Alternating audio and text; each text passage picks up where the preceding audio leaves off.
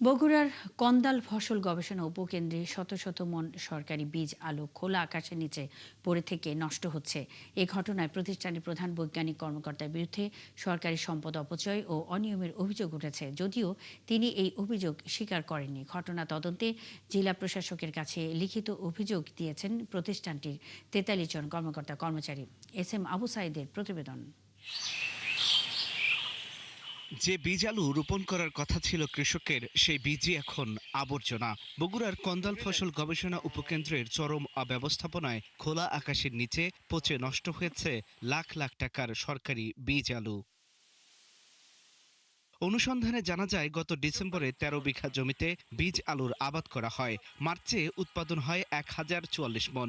সরকারি নথিতে ২০৫ মন আলু সংরক্ষণ ও বিক্রির হিসাব থাকলেও বাকি ৮৩৯ মন আলুর কোনো হিসাব পাওয়া যায়নি।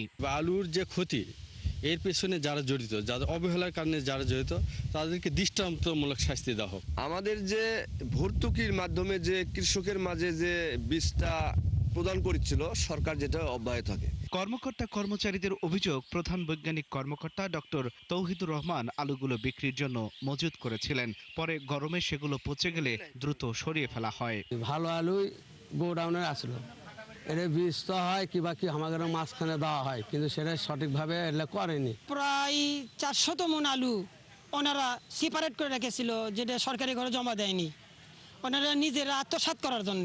আলুটা ধরে রাখছিল, এটা কোনো একটা কাজে বা অন্য কোথাও ট্রান্সফার করার জন্য, অন্য কিছু করার জন্য বা আত্মসাৎ করার জন্য, এই ধরনের কিছু করার জন্য তারা এই আলুটাকে ধরে রাখছিল। অভিযোগ অস্বীকার করলেও ক্যামেরার সামনে আলুর একটি অংশ নষ্ট হওয়ার কথা স্বীকার করেন প্রধান বৈজ্ঞানিক কর্মকর্তা। রবি মৌসুম তো পিছিয়ে চলে গেছে, তারপর হলো যে হারভেস্টিং টাইমে আপনার হলো যে বৃষ্টি হয়েছে, তারপর আমাদের লো ল্যান্ড এরিয়া আমাদের ভিতরে একদিনে বৃষ্টিতে ডুবে যায়। সেটা আলু হলো যে পানিতে ছিল, প্রায় একদিন হলো পানির নিচে স্টে করছিল।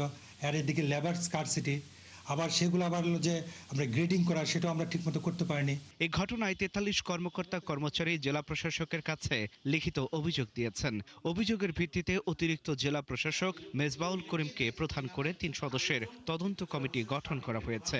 দেশের প্রতি দায়বদ্ধ থেকে কাজ করবে, এটা আমরা সবাই চাই, এবং এটা আমাদের জেলা প্রশাসন থেকে শুরু করে সকল দপ্তরেই আমরা চাই যে এভাবে সকলে কাজ করুক। এবং সেটা কাজ করতে যেয়ে যদি কোনো জায়গায় এরকমও মনে হয় যে এখানে কোনো ধরনের সমস্যা আছে, তা সেটা নজরে আসার সাথে সাথে আমরা চেষ্টা করি তাদেরকে নিয়ে এইগুলো সংশোধন করে এই অ্যাকাউন্টেবিলিটি নিশ্চিত করে কাজ করার জন্য। সরকারি বীজ আলু কিভাবে নষ্ট হলো আর এর পেছনে কোনো অনিয়ম বা দুর্নীতি রয়েছে কিনা সেটি তদন্তে উঠে আসার অপেক্ষায় ভুক্তভোগীরা। আল ইমরান, ৭১।